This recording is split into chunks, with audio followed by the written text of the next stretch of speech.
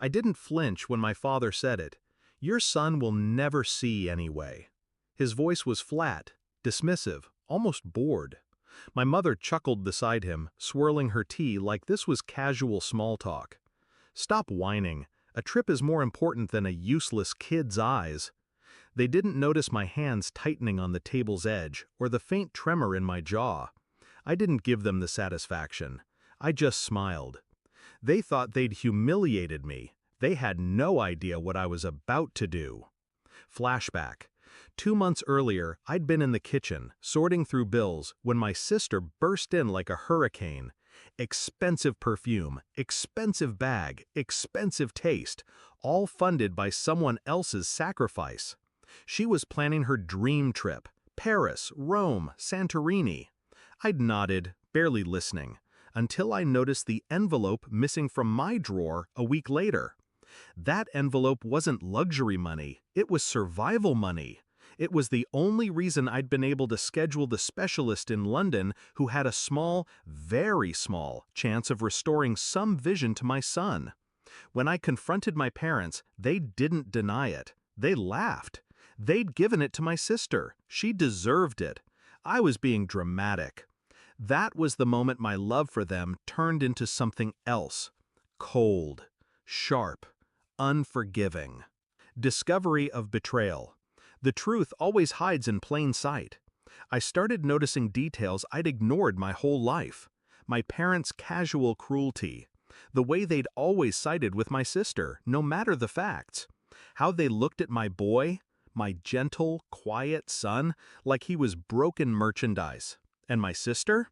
She wasn't just spoiled. She was arrogant, careless. She posted everything online: where she was, what she bought, who she owed. She didn't realize I'd been following every post, every update. I learned more from her filtered selfies than I could have from a private investigator. I didn't rage. I didn't cry. I planned. Shift in mindset. If they saw me as weak, I'd use it. If they thought I'd given up, I'd let them believe it. I started small. I repaid my sister's loan, not in money, but in silence. I told her I forgave her, that she was right to enjoy life, that I'd figure something out for my son. She believed me instantly. She always had. Execution. First move, the law. My sister didn't keep receipts, didn't file taxes properly. Her social media was a goldmine of undeclared income from side gigs and luxury items she couldn't prove she bought with clean money. I compiled it all, not anonymously, of course. I wanted her to know it was me later. Second move, the trip. She was due to leave in 4 weeks. I waited until her non-refundable bookings cleared, then made a few discreet calls. Someone at the luxury travel agency owed me a favor. A clerical error canceled her tickets, voided her insurance, and locked her out of her account. She screamed at the customer service reps for hours. They recorded everything. Third move, my parents' house. Technically, I was still a co-owner, a leftover from when I'd helped them refinance years ago. They'd forgotten that detail. I hadn't. One visit to my lawyer and their mortgage was reassessed. The bank called in a debt they couldn't cover. Climax. The day they realized it all, I was already at the hospital with my son. The London specialist had agreed to see him after a charitable foundation, one I'd quietly applied to, covered the surgery. My boy was calm, holding my hand, not knowing what this day meant. My phone rang. My father. He didn't start with hello. "What have you done?" His voice was tight. I could hear my mother crying in the background, my sister shouting. I let the silence stretch. Then, slowly, I did what you never could. I protected my family. "You've ruined us," he spat. "No," I said. "You did that the day you took from my son. I just finished the job." The confrontation.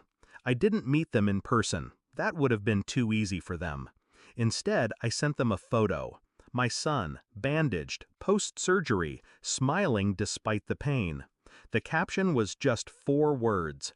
He might see again. No threats, no insults, just proof. proof that their cruelty hadn't broken me. Resolution. The surgery wasn't a miracle, nothing ever is. My son might never have full vision, but he has a chance. And that's more than he had when they stole from him. As for them, my sister sold her luxury bags to cover legal fees. My parents moved into a smaller house outside the city.